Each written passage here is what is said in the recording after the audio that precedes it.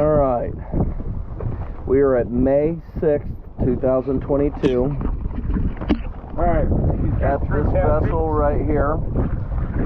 Chris went ahead and replaced the zinc that you provided for us. I did bring a kit with me. We did not install anything. You do need these trim ram zincs.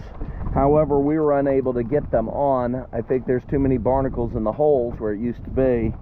So it's going to have to either be thoroughly cleaned and tried again. Either that or those spots for those anodes is stripped out. The other zinc that you'll probably need is this plate zinc. But we have to be able to trim up the motor to get to that. The final anode that you'll need, or you don't need because it's in a decent shape, is this that goes behind your propeller.